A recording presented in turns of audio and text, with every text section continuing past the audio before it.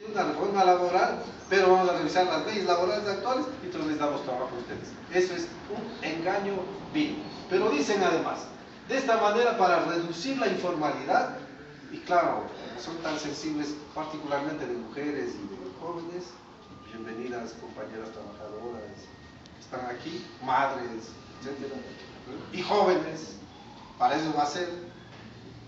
Y además, para que los emprendedores y las empresas puedan contratar trabajadores y crecer con una buena predisposición de las leyes para respeto. Entonces ustedes salgan, ustedes den trabajo, porque ya saben, el Estado se achica, ustedes son los que tienen que dar trabajo a la gente.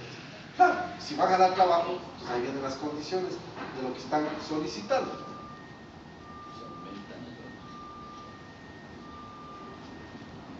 Este planteamiento no es nuevo, compañeras y compañeros, pues también lo que hay que entender, no es nuevo. Es lo mismo que se planteó en los años 80 y 90.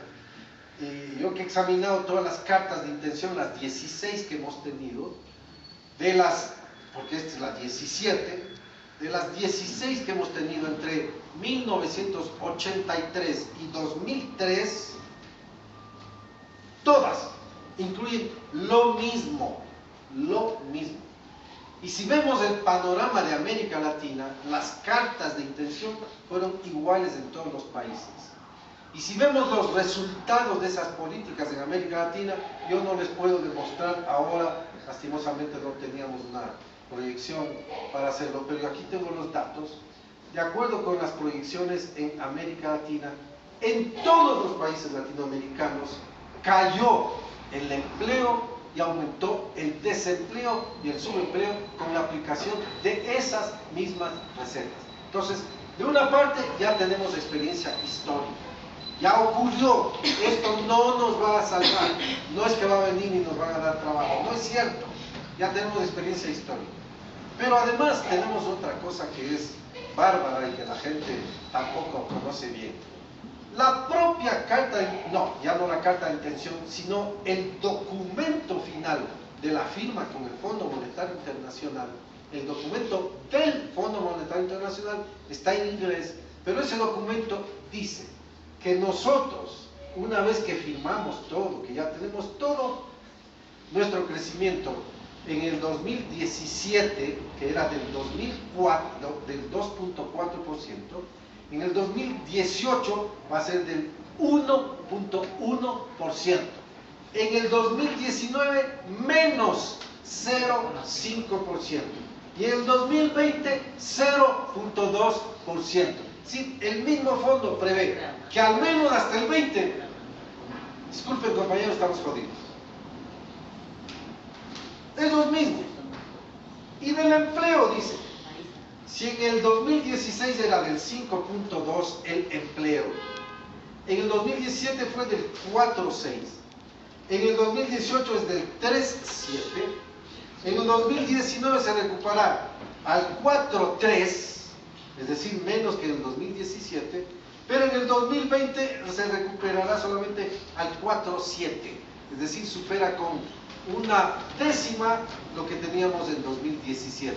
Si esas son las proyecciones del propio fondo, ¿qué estamos haciendo?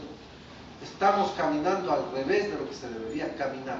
Si ellos mismos están previendo esta situación de desempleo,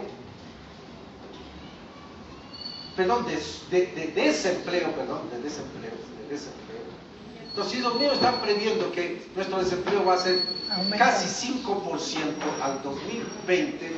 ¿De qué estamos hablando? De crear empleo en el Ecuador. Entonces, tenemos un problema ahí a solucionar.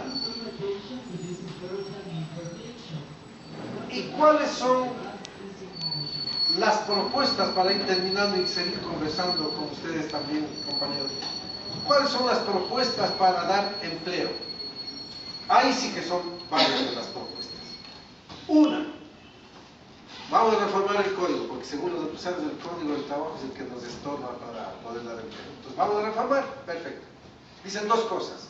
Uno, los trabajadores que ya tienen empleo, a ellos no les vamos a topar. Esto es para los nuevos trabajadores, es decir, para estén desempleados, subempleados, vengan a trabajar bajo las condiciones nuevas. Eso es falso, es engañoso, porque también quitarán derechos finalmente a ellos que están ya trabajando. Es engañoso. Pero bueno, suponiendo que tengan buena fe, y van a hacerlo con los nuevos. Entonces, ¿qué dice? Para los nuevos, vamos a alterar su jornada. ¿Cuál es la alteración de la jornada? Que cumplan las 40 horas semanales, pero en 3 días y medio, o en 6 días. La jornada es de lunes a viernes, 8 horas, 40 a la semana. Nos dice que se cumplen 3 días y medio. Esto es lunes, martes, miércoles y jueves en la mañana. ¿Cómo? Aumentando las horas de lunes, martes, miércoles, de 8 a 12 horas. 12 lunes, 12 martes, 12 miércoles y las 4 restantes el jueves en la mañana. Listo. Primera fórmula. Segunda fórmula, que no trabajen los 5 días de lunes a viernes, sino de lunes a sábado. Es decir, 7 horas diarias más 5 el sábado, con lo que completan las 40 horas. Entonces dicen, además, los trabajadores se van a sentir felices, porque tienen jueves tarde libre, viernes, sábado, domingo libres, se podrán dedicar a viajar a Europa, a lo que sea, ¿de acuerdo? Y los otros se sienten felices porque ya trabajan 7 horas al día, y el sábado solo 5 horas. El resto se dedican a la familia, se divierten con los niños, con los nietos, si es que es del caso, listo. Pero como es para la nueva población, sobre todo va a afectar a los jóvenes y a las mujeres, porque esa es su intención. Lo que no dicen es que con eso suprimieron el pago de las horas extras y de las horas suplementarias, porque el código dice que pasadas las 8 horas, que es la jornada máxima, todas las otras son con recargos. De lunes a viernes el 50% y el sábado el 100%. Eso no dicen. Se libran del pago, por tanto, de recargos al aumento de jornada que resulta de cumplir 40 en 3 días y medio, o pasarla a que los sábados también sean días de trabajo obligatorio. Se han librado de pagar las horas extras y los trabajadores nuevos se sentirán felices, porque a nosotros, los viejos, nos pagarán las horas extras, pero los nuevos felices porque no les pagarán horas extras, pero tendrán jueves, viernes, sábado, domingo para ir a Europa. No hay más remedio. Linda solución. ¿Están pensando en dar trabajo? Sí, en dar trabajo en las peores condiciones posibles en cuanto a la jornada. Segunda fórmula que dice: remuneración básica para los trabajadores, salario mínimo. Hasta hoy se negocia en el Consejo Nacional de Trabajo y Salario, se negocia Estado, trabajadores y empleadores. Dice, si es que no se alcanza un acuerdo, esto hay que someterlo a una fórmula matemática, que la ponen allí, es una ecuación matemática, dice, si no se llega a un acuerdo, se aplica esta fórmula. ¿Qué significa eso? Primero que con la fórmula ya no hay necesidad de negociación, si es que se va a aplicar.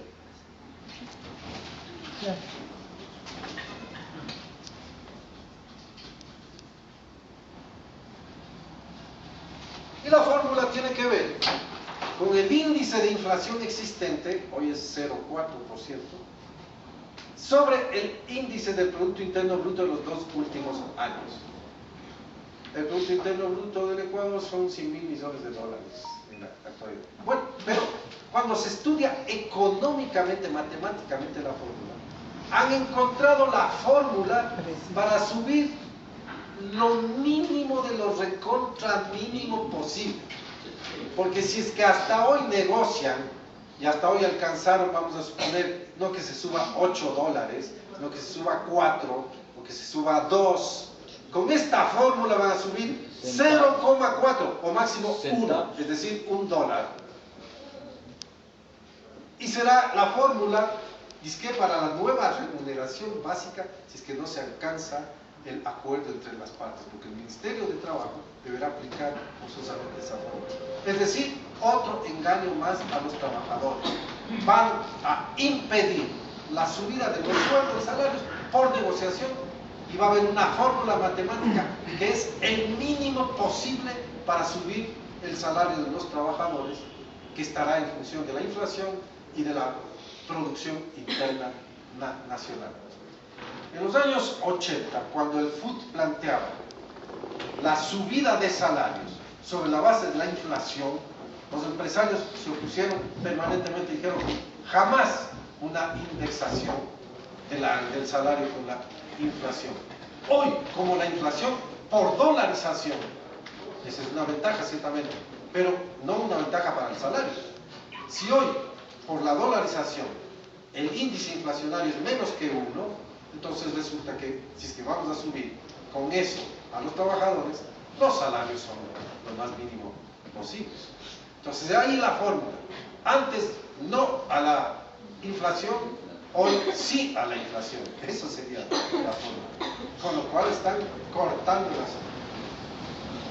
Otra forma,